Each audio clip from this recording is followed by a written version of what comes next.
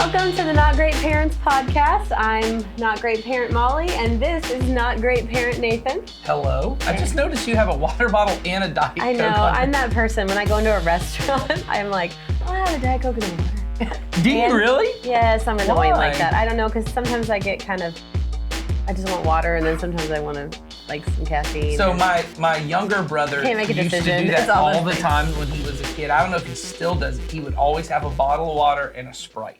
Now, when we went to restaurants, it's not his nature to ask for more than Right. what he needs. Unlike me. Yeah, like you. Like Rude. such a neat, no, I just mean like he wouldn't ask for anything. I know. If something was wrong, he's not going to correct it, any of that kind of stuff.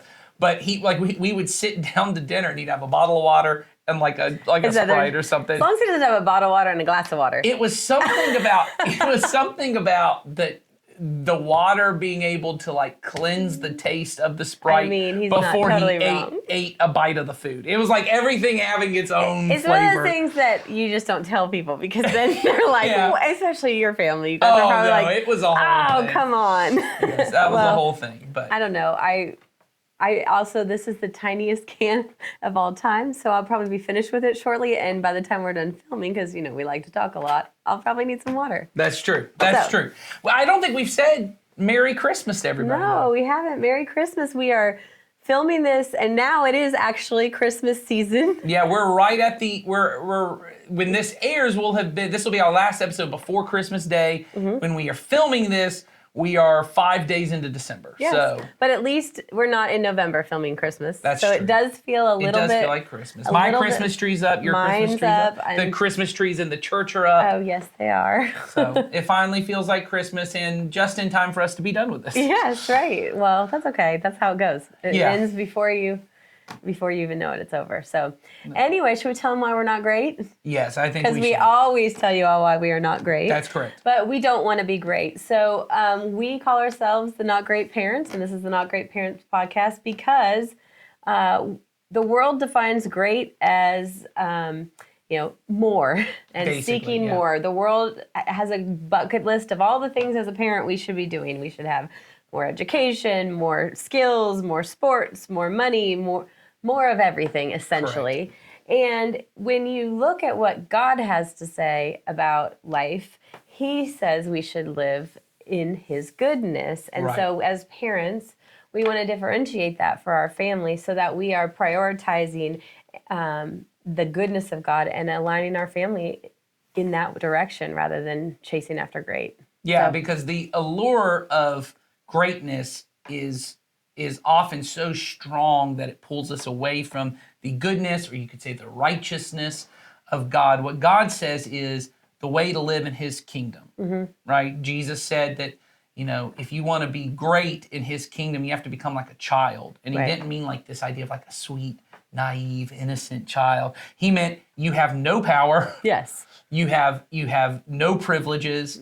You choose to reduce yourself, as he would say, to become the last, so that in his kingdom you could be the first. And that he said in his kingdom, those who were first in the kingdom of the world will very likely be last in his world. And he said many of those who are first will end up last. And we want to be people that are teaching our kids what it means to live in the goodness of God. And that means we have to start. Yes, we have to be the ones to do it first because, like anything, our kids see us. We're the model. Yes. We are the ones that we have the most influence over our children, most likely, especially at certain ages.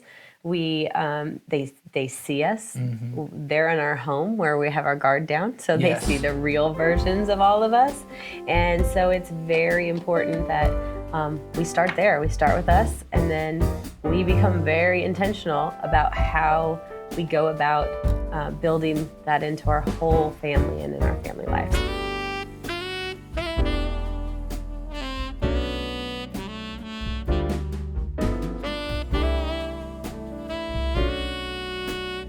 We are here at the final episode of this, and we kind of teased this at the beginning of the series of really Christmas is not about trying to get this great Christmas moment where everything's magical and everything just kind of comes together.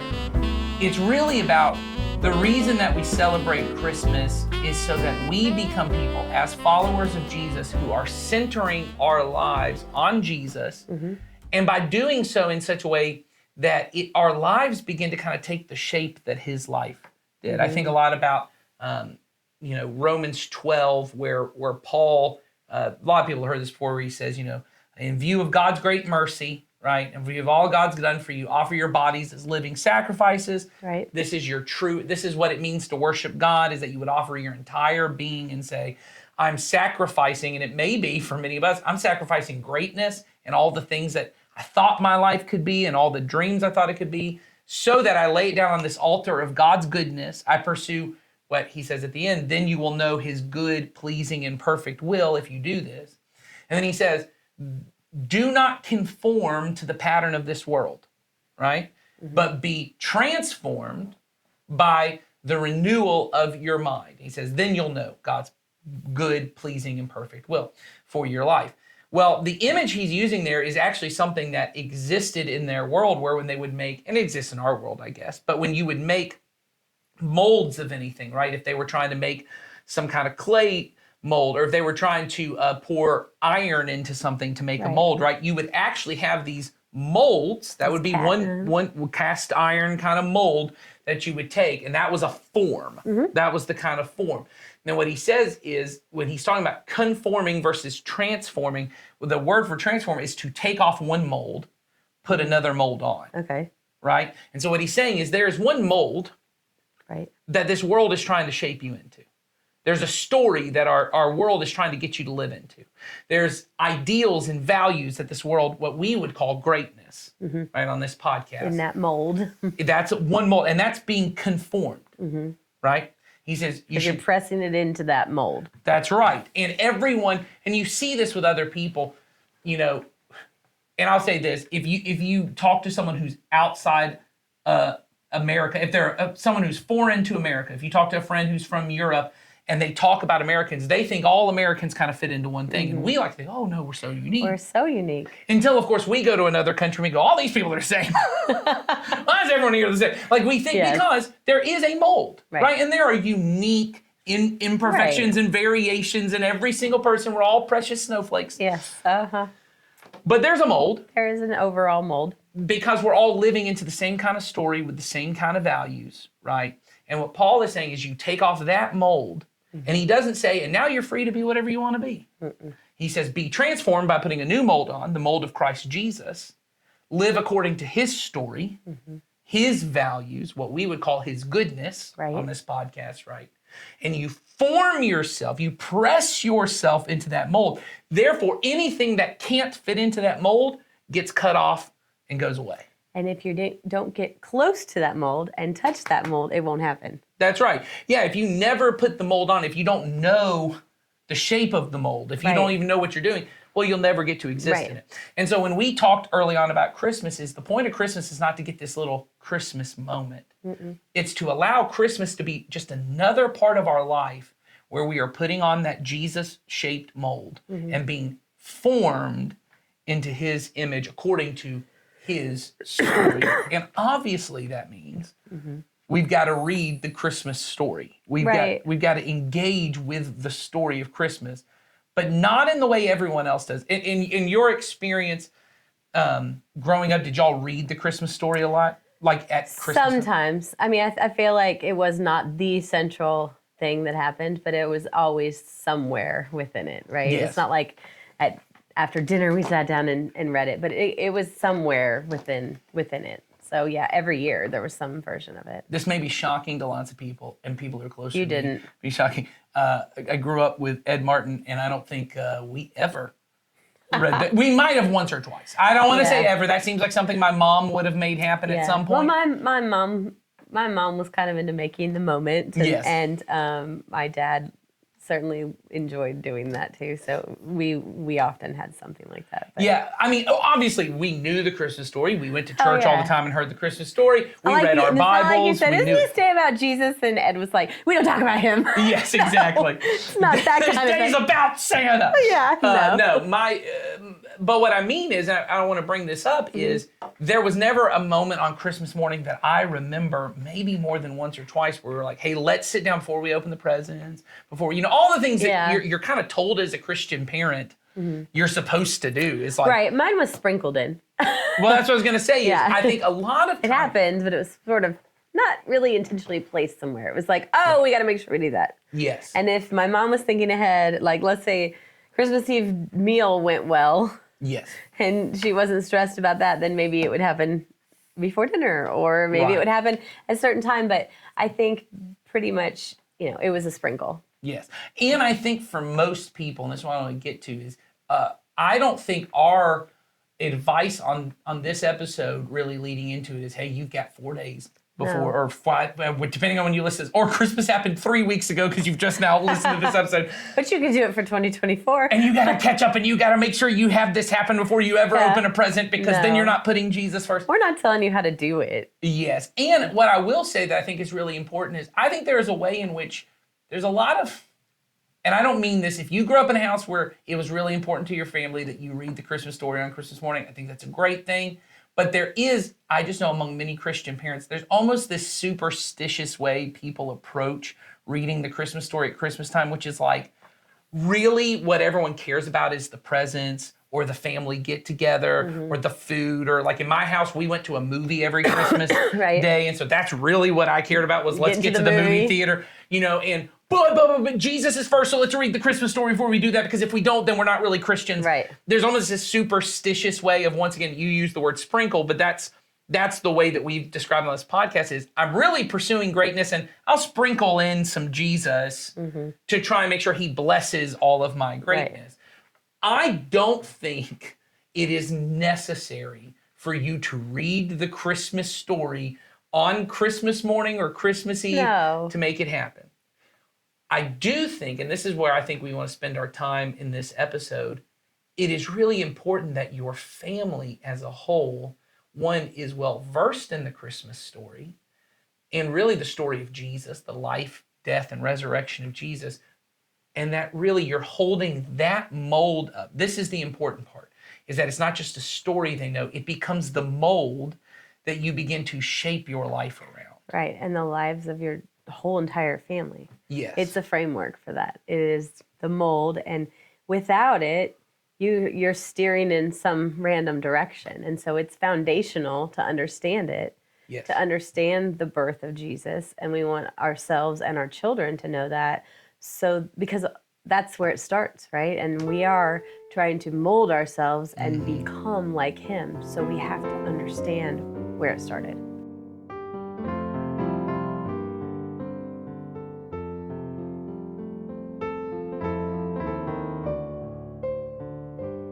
All right, well, let's get to it. Let's just dive in and Let's just read the story. read the story. So I hope there's not a lot of hard to pronounce words in here. I think there is pretty early on, and I'm going to enjoy that. But I think that, I will say this, let's just start right there. If you decide, even before this, and I think maybe we can mention this at the end of the episode, maybe you'll remember it and we can come back to it. Maybe, but I'm a little old. To really live into the Christmas story does not mean you personally have to be the one to sit down and read the story to your kids. No. I think it's great if you do. I think that's a great tradition for you and your family Right. to start is to do it. But it's also okay if part of the way you get the Christmas story is you make sure we come to church through the Christmas season. Yeah. And children's ministry is going to teach my kids, or they're going to come sit in the Christmas Eve service with me, and we're going to hear, whoever's preaching that Sunday is going to read through the Christmas story. All of those things I think are equally valid. But if you choose to read it, it's okay that you can't pronounce. I think it's Quirinius is It in is. this story. That is yeah. it. So I'm the already governor of looking at Syria. it. You don't need to know how to say Quirinius. Q. And yeah, Q. Just call, I don't know. I'm just going to say this: in our current climate right Maybe I now, shouldn't call him don't Q. be calling people Q. Yeah. We might be getting into some trouble. Uranius? Here, so. Should I go with that? Uranius? Uranus? Don't say Uranus. Okay. Yeah. No, I will say this though, to what you were just saying. I personally haven't always done this story with my children, and Like you sitting down to sitting read. down and talking about Come it. hither, Yeah. children. Let me tell you the Let me story. tell you this beautiful story. Quirinius. But I had last year an opportunity. We were kind of after after church on Christmas Eve, we had our kids tell it to us, and that was that's really cute. That's that really was good. really telling for me to know Yeah. what they knew and didn't know. Yeah. And it was good. It was good. Yes. It was really fun. We gave them like we gave them a nativity set, Oh, that we that's already had cute. them, and we just said, "Hey, tell it to us." And my 11-year-old had all the details pretty right, and my 5-year-old at the time made up a lot of really fun facts. I So like that. it is good to hear kind of how they've interpreted it too. Yes. Because it is not a story like any other. I would agree. So, all right, so let's All right, start so off. let me come hither while I read this to you all. Yeah, they're children. Let me tell you this story. All right. At the time, well, this is from Luke 2. This is Luke chapter 2. At that time, the Roman Emperor Augustus decreed that a census should be taken throughout the Roman Empire. This was the first census taken when Quirinius was governor of Syria. Still messed it up. All returned to their ancestral towns to register for the census. And because Joseph was a descendant of King David, he had to go to Bethlehem in Judea, David's ancient home. He traveled there from the village of Nazareth in Galilee. He took with him Mary, whom he was engaged to, who he was now expecting a child with. All right, I so- made some different words up in there. Just add in your own stuff. That's good. I think in Bible college I did learn if you just want to throw your own words into the Bible, you can do that. Who's gonna care? Still God breathed. Who's gonna? I mean, you said it. So here we go. No, but here's where I would start on this. Once again, I think Molly made a good point of like letting your kids tell the story. I think there's a lot of good media out there right now. Like The Chosen has a Christmas episode. I know. I'll say this. I think there's a cute little animated movie. It's not a great movie, but it's kind of fun if you got little itty bitty kids called The Star, which is about I've the seen that. animals. It's cute. It's not a great movie, but No, it's but a fine way, and it kind of tells the Christmas story in a Yeah, and different way. sometimes we're just trying to give you guys ideas of things that'll just help you talk through these things. Sure. But one thing I would say here is if you've got teenagers, one thing that I would always love to highlight for teenagers when you read this is, yes, there are these goofy names at the beginning, right? You've got the Roman Emperor Augustus. Why do I care that there was a census? Why do I care about who was governor of Syria? Why do I care about this? And I think the important thing I would want to make is, especially if all your kids have ever seen is The Chosen or the Star or some kind of VeggieTales Christmas Oh, thing, yeah. right? Where they feel like cartoons, or they feel like they can begin to feel like a fairy tale. And the reason Luke includes this information is because Luke is trying to get us to understand this happened in a specific time, this in a specific place. This was not once upon a time, far, in a galaxy far, far away, long time ago. It's not Star Wars. It's not fantasy. It's not. It was real. This is real, and these are real people, and this is a real story. And I think being able to drive that home for your kids is a huge thing that's important. And I think when you're reading a story like this, like we just did, we read a section and we stopped and we paused and we kind of recap it or whatever. That's so right. That's something that you can. I mean, I'm fumbling through these words, but at the end of this paragraph, I can say, okay, here's what I know now, and you can kind of. You break it apart for them because some of you guys are going to have kids that are different ages too. So an older child may understand some of this and a younger child may need a little bit more help. But, even just with the word census, what does that mean? Things like exactly, that. So you can, stop at different points. Don't just read start to finish and then go, okay. Yes. It's good to sort of stop. This is a great time to stop and say, okay, here's some historical context. It That's was good. real, and this is what happened in those days, and here's ask- our main characters now. We've got Mary, we've got Joseph. Yeah, or even just to ask your kids. I like to do, or allow them to ask you questions. You don't have to be some scholar and know all of these different historical things. Your job is to be able to say, hey, this really happened. That's why they have the names of these kings. That's why they have the names of these people. And so that might be a little boring, or you may not pay attention to that, but here's what matters. Or ask your kids, do you think this really happened? Or do you think this is a fairy tale? Do you think it's just a book? And allow them to have whatever answer they have. If they say, I think it's a fairy tale, say, okay, I don't. Yeah, I don't. I think you have to have a ability to have a conversation with someone. I think a lot of times parents either think, I need to correct their thoughts, and you better believe this because this is what we believe. Or I just let my kids say whatever they say and I don't have to say anything back. Yeah. That's not the way I would handle it either. If they say they don't believe, say, okay, but I do. So we're going to keep reading. Yeah, and if you believe it's a fairy tale, okay, listen to it as a fairy tale. I believe it's truth. Let's keep going. We can still hear the same story. That's right. So go ahead. So, and while they were there, the time came for her baby to be born. She gave birth to her firstborn son. She wrapped him snugly in strips of cloth and laid him in a manger because there was no lodging available for them. So I think there's this really, there's this great song. We almost did it during our Christmas series, but we chose not to. It's by Phil Wickham. It's called Manger Throne. Actually, producer Charlie was the one who brought it to my attention. But it's this really beautiful song that I think is a really important part. And I would encourage you maybe even to listen to that song in the car. And, that's another way, once again, of telling the story. Because music is a way your kids might engage more than just sitting and listening to you actually read word for word the exact language. And I'm talking about if your kids are younger. I think there is a benefit as your kids get older to word for word reading the Word of God for them. But your job, once again, is to tell the story. And so there's this song, and the point of the song Manger Throne is this idea of how strange it is that the King of Kings, that the God of all creation chose to rule the world from a manger throne. Because a manger is this, I've heard people say it's like a trough, it's like a feeding trough, it's all these different things. Well, we know for sure that what they meant by manger was he was born in a place that was meant for animals. Right. He was born in a place that was meant for animals, and it was a human being, and not just a human put there, but the King of all kings, the God of all creation. The way I said it to my kids is, imagine how strange it is that the God who made everything, who's so big, all of creation fits inside of God himself. There is no part of creation that is not a part of God. God is bigger than all of this.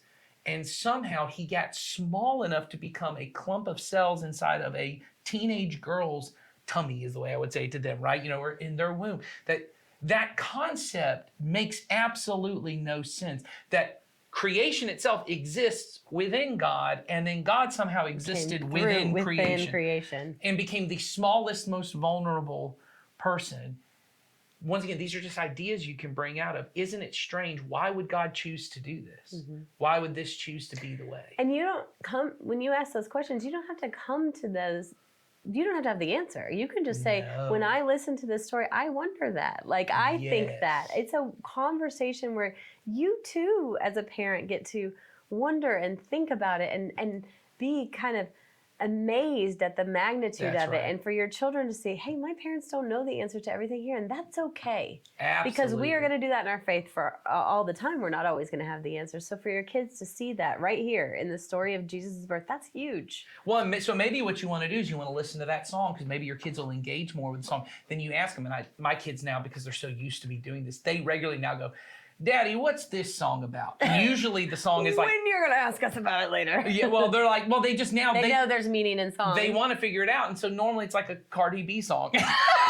I'm like, well, let me explain this metaphor to you. It's a rich metaphor that Miss Cardi B has brought to us. Whatever the song is, And being able to take a song like this Manger Throne that tells the story of Jesus in a different kind of way, because one of the lines I love, it says you could have walked into Rome, I think, with fire for all to see. Like you could have just marched in, because Rome was the capital. You could have marched in, and everyone could have that, but brought every tribe and nation to their knees. But you chose to rule from a manger throne where no one even knew you were there. Like you just showed up, and there was nothing.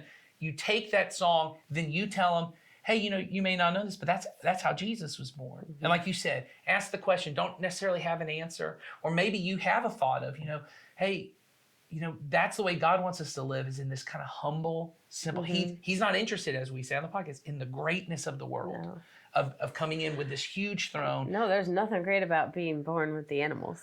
No, especially at that time. Well, and then I think you can bring it into, there's a really good sketch, which is not appropriate for your children to watch, from this YouTube group. I think they're Above Average Network, but it's a hilarious sketch where it's called like a realistic nativity birth.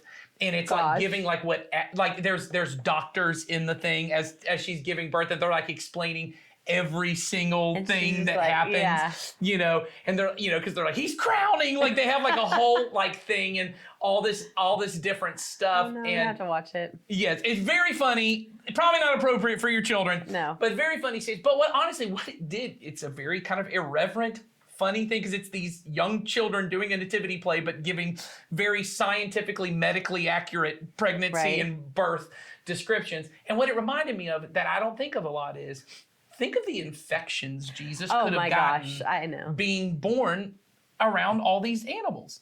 You know what I'm saying? Think about how vulnerable Jesus chose to become being Right. born around all these animals. Like, you know what I'm saying? Like, Oh, yeah. we think of like, well, a king should have been born with like a silver spoon in his mouth. Oh, and, I and- know. and I think that is a part of the story. I don't want to take that away. What I'm saying is there's also this very practical part of it, which is how vulnerable he became. Yes. How willing he was to suffer for us and to be on our back. Even from the moment of his birth, he's suffering for us. And all of that, like you said, it's a huge picture. It's this huge thing. And you don't have to do all of it. You just bring out little parts here and there to try and get to your kids' imagination of who God is. And remember, you're not telling it one time in their whole lifetime. That's so right. there's something. You don't have to cram it all into one story. I mean, if you have a 17 or 18-year-old about to go to college, speed it up. That's But, but I do think that you don't have to cram it all in, and every year they might start to see different things. That's right. You That's just right. have to. It's development over time. They're going to see things differently. I mean, every time I read the Bible, I see it differently. That's right. That's right. That's the goal. So keep Yes. going. Okay. That night there were shepherds staying in the fields nearby, guarding their flocks of sheep. Suddenly, an angel of the Lord appeared among them, and the radiance of the Lord's glory surrounded them. They were terrified, but the angel reassured them. "Do not be afraid," he said. "I bring you good news that will bring great joy to all people. The Savior, yes, the Messiah, the Lord, has been born today in Bethlehem, the city of David. And you will recognize him by this sign. You will find a baby wrapped snugly in strips of cloth lying in a manger." So here's the part I would try to bring out once again, because I think this story is so big. There are many. Maybe you just want to start with the shepherds, right? A lot of people do, right? Yeah. That's the Linus All right. and Lucy, the They're Charlie out Brown there Christmas. with their sheep. And They're out there with the sheep. And the interesting part about the shepherds to me, and this is not like the only way to interpret this, it's the way that it just struck my mind as you were reading it, is shepherds are the people that would naturally get left out of a king's birth. oh, yeah. Because shepherds, and in Israel in particular, because of the way they had to handle animals, they had to go and ceremonially clean themselves before, and like for days before they could even go to the temple to give their sacrifice Right. to God, because of the way they had to handle the animals Right. and all that kind of stuff. Because of And often Jewish law. And yeah, and often they were dealing with dead animals because it's just the nature of it. All of it was a part of it. They were often smelly, not well paid. This is the night shift. So these are usually people who don't have the best, in our world, it would be migrant workers, yeah, right? and these are people who lived in the field with their sheep. That's right. So they're often smelly. They're often lower educated people. They're often lower income people, all the kind of thing, all the people who would naturally get left out. So here's a way that I would maybe think about this. And you're past this time by the time this has come out, but we just did Christmas in Coweta. And maybe you as a family, you do some kind of charitable giving around Christmas. That's a pretty normal thing, right? There are people in our world who are naturally left out of everything important. They're forgotten about. Yeah. They don't matter as much. We were Like the talking, shepherds. if in our church, we've been doing this NEST program, this emergency shelter team that is to house homeless people when it gets so cold, and that it would be unsafe for them to be outside, as if it is ever safe for them to be outside. Right. And that's the thing, is our county has decided, which I'm glad that they allow us to do this at this time, but at the same time, you wonder, it's easier to forget about them when it's not cold outside. It's easier to forget about people. And we want to say, as the way that we live into the story, the way we put that mold of Jesus on is, we intentionally go out into the fields looking for shepherds to Right. tell the good news. Right, because I mean, these shepherds were the first to know. That's right. The angels The come angels to them. intentionally come to them, and they don't just go like, "Hey, this thing happened." They say, "Hey," like Yes. suddenly, and so that they cannot miss it. Yes. And they say, "You need to know this. That's right, You and you're matter going to- in this story." Yes, and so from the beginning of his birth, Jesus is saying what he eventually would say in Matthew 5 on the Sermon on the Mount, which is where we base most of our goodness that we focus on this podcast, where he would say, "Blessed are the poor, blessed are those who mourn." Jesus is saying, in my kingdom, it's flipped upside. It's the shepherds who matter most. It's the people who are forgotten that matter the most. So what I would do for my kids is, when we serve at Christmas in Coweta, or when we often go and serve at Bridge in the Gap, or when we go and we donate money to people, I would say, hey, when we're doing this, we're joining Jesus. We're joining the kingdom of heaven, where shepherds get included, and not just included, they're the first, like you said, they get priority. They're the first ones who get to know. And so we're always going to look for people who are forgotten. The places where other people kind of want to push it to the side. Because I asked my kids, my kids asked me when we were doing this Nest program, well, why is it we can't just have a homeless shelter? And I said, well, our county's very wealthy.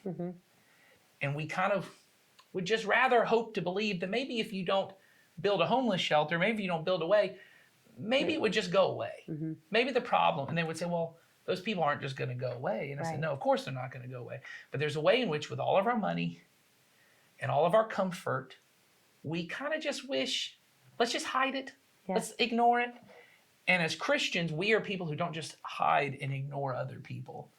We choose to go to them. So that's another way to tell the Christmas story, is not just in actually, come hither and let me tell the story. Go out and do something, and then tell them the reason we're doing this is because of the Christmas story. You know what I'm saying? Yeah, because you can tie in exactly, we have, because he loved us in this way, we are going to love others in this way. Exactly, because if you've got a kid, like my oldest daughter is this way, she hates having to sit and just sit still and listen to anything. We have a Bible study every Friday night with some people in our church, and our kids sit in on it. And she is like, I am done with this. She loves Jesus and she loves serving Jesus, but the idea of having to sit still and just listen to a lecture, and you may have a kid like that, but she loves it when we go and we serve at Bridge in the Gap. It's her favorite thing to be able to sit and pray, and you watch her. She's going over there to people she's never met before, and she's holding them as we're praying. Like, she loves that part. And it's a way for us to say, hey, you don't have to just sit still and be quiet and listen to the story. We're going to go live the story. And as we're driving home, I'm just gonna tie it all in. You know what I'm saying? So there's a lot of ways to bring this in, but let's keep going with the story. I know I look at this too, and I also see the second thing that I want to bring up is the very first thing the angel does is reassures them and says, do not be afraid. That's good. And so to me, when I read this, I think, gosh, that's the very first thing that God wanted us to know. Do not be afraid. And we live in such fear in this. That's true. That's good. In life and in our world especially, it's so part of who we all are, with anxiety and all these different things. But this angel is saying, don't be afraid, because I'm bringing you this good news. And it's reiterated other times in the Bible through Jesus' own words and other things. But here it is, before we've even laid eyes on him, there's this comfort in, don't be afraid, because he's here. I think, and so that brings another way that we can engage the scriptures with our kids, which is, I have a good friend in this church who every night before his kids go to bed for a whole week, he's helping them memorize a passage of scripture. Imagine sending your kids to bed with just the words, don't be afraid. I bring you good news that will cause great joy. Great joy to all people. All people are going to get great joy from this good news that would cause you not to be afraid. And every night you could just repeat that to your kids. You don't even have to go through the whole story. You just tell them that one part, and you say, hey, go to sleep tonight. Don't be afraid. Because Jesus is here. He's here with you. Man, that's a powerful thing. Yeah, that's a good, I'm really so glad too. you brought that out, Mom. All right, so let's keep going. And another suddenly. Here we go. Suddenly, the angel was joined by a vast host of others, the armies of heaven, praising God and saying, glory to God in the highest heaven, and peace on earth to those whom God is pleased. That's good. So the armies of heaven, I'll just bring this one little part out. I know a lot of people see, whenever you see heavenly host, the word host, that's armies of heaven. It's just another way of saying the angel armies, right? And so when he says God's the God of the heavenly host, or because I think in most translations it says the angel was joined by a company of the heavenly host. But I love this translation, which I bet is New Living. Yeah. It's the heavens armies, right? It's just another way of saying, so you have this angel show up, tells the story, and then the shepherds see this powerful, mighty army of angels who start singing. How powerful that must have been. So, continue. When the angels had returned to heaven, the shepherds said to each other, "Let's go to Bethlehem. Let's see this thing that has happened, which the Lord has told us about." They hurried to the village and found Mary and Joseph, and there was a baby lying in the manger. After seeing him, the shepherds told everyone what had happened and what the angel had said to them about this child. All who heard the shepherd's story were astonished, but Mary kept all these things in her heart and thought about them often. The shepherds went back to their flocks, glorifying and praising God for all they had heard and seen. It was just as the angel had told them. So think about one of my favorite lines in the whole Christmas story is right there at the end where it said, Mary, and the translation I always memorized was, Mary stored these things up in her heart and she pondered them, or she treasured them, right? That Mary took these memories of these moments. And I think every parent can relate to that. If there's just these moments in your child's life and they become, I once heard a guy in our church, I'll say Lauren McCune, who served in our church faithfully the last 33, since day one in our church, has just faithfully served with our children. Right. And he said one time when I was interviewing him, as a way, we were honoring him in a video, and I asked him I don't even remember what the question was, but he said, I have this little treasure chest that's in my heart that I hold on to. And he says, of these just moments where I could see a kid got it, or that a kid just needed someone to love them or care about them. Because I stored those things up in my heart. And every time it makes me, that's what I think of when I think of Mary treasuring these things. And so what I would do too for my kids is, once again, the Christmas story, what's so beautiful about it is this grand story about angel armies and about the God of all creation, but it's also a story about a baby. It is a story about a human. It is a story about God becoming one of us. Right, and about a baby who had all the greatness of the world stacked against him. He had parents that weren't married. Yes. He had, he's born in a barn. That's right. They had no home because they had to go get He this. had a king that was against him, wanted to murder him. And he had a king that was against. He had everything stacked against him. And as a mom, wouldn't that be terrifying? But yet she stored in her heart all of these special moments. These people coming to see her child, the reality she must have felt. She already believed that he, because the angel had told her. Right. We didn't cover that part of the story, but then imagine when it's all playing out, just as they said. That's right. And then I think you have Mary, and she stores these things up. So what I would say then to my kids is I would try and make this more real for them, so they could understand what it must have been like to be there. And I would just say, I have all these memories of you stored up. And then maybe tell them some of those memories. I remember when she's now our youngest, but at the time she was our firstborn kid. When she was born, she cried so loud and so long. I remember I had a good friend who was a part of our church, who was a NICU nurse. She came to me the next day and said, hey, I heard you guys were here. And she went over to see our daughter, and she said, you're not going to believe it. All the nurses last night were talking about they had never heard a baby cry that loud and that long. And I said, she goes, and I knew that was a Martin baby. And I said 100%. And so told that story to my daughter and said, I just treasured that up, as I remember thinking, oh, she's one of us. Yes. And then I have little stories with all my kids. I didn't get to have them when they were babies, but I tell them, I remember there are all these moments where I tell them specific things they did or specific things. And I said, I knew you were mine. Yeah. I knew you were a part of our family. I knew you were us when you did that, because you're definitely a Martin. That way you're just a Martin through and through. And tying them and saying, and I imagine that Mary had those moments that I bet Jesus skinned his knee. There's a Rich Mullins song where he says, did you ever did you ever try not to cry when you skinned your knee? And I thought about how vulnerable that was for Jesus to be this little boy. You know, boys just want to be tough, and their friends are around. You skin up your knee, and you just think, I'll try really hard not to cry. Did Jesus ever feel that way? I bet he did. I'm sure. I bet there were times that Jesus got teased by his friends, and it made him, just made him feel a little insecure, made him think, certain things about himself. And did all of those things happen? And reminding them, that's the point, is that Jesus became one of us. That just like you're little and you're growing.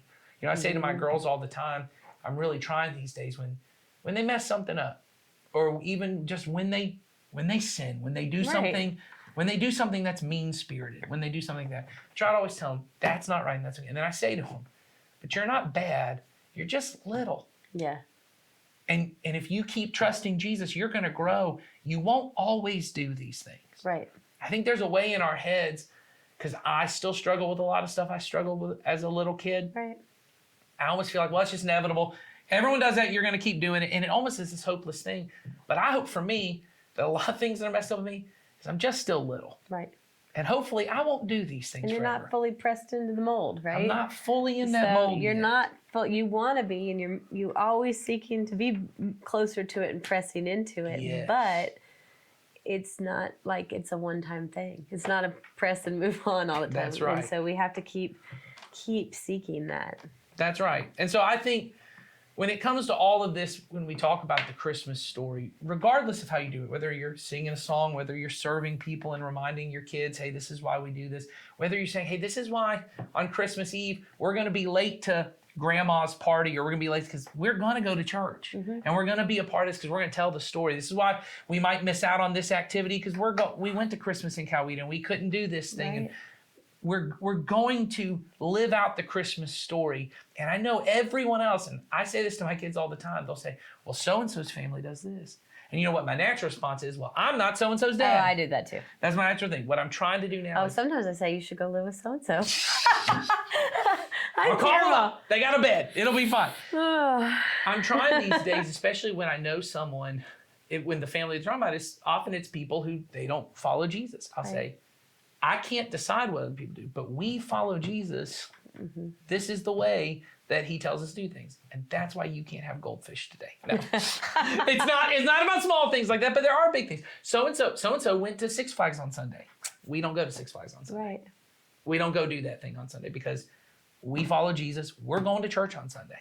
And we can do other things, other times of the we do this, or whatever the specific thing is. We tell the story because that's who we are. That's the mold we're choosing to live into. And so this Christmas, instead of trying to figure out a way, hey, how do I just read the story to get that off my checklist so I can have the great Christmas? Right. Don't take the Jesus mold and smash it back onto the greatness mold That's that the right. world has. You're going to start by pressing into that mold, and you're still going to celebrate. You're still going to do things. We're not saying not to do those things. But like we talk about on here always, it's about priorities and about seeking God's kingdom first. Yes. And then all the rest of the things follow along there. So we hope you guys figure out some way. I feel like we gave you a lot of different ways. Tell us how you did it. We have a link in the show notes. I'd love to hear how you talk about this with your family, or how you have in the past, or how you're planning to this year, or what your family does to try to be more like Jesus throughout this time of year. We want to hear from you guys. So there's a link in the show notes, so send us that. Questions, comments, concerns, all of those things. We are here to hear those. So hope you have a great Christmas. I mean, I do that every time. A good Christmas. Good Christmas. Probably don't snip that and make that good.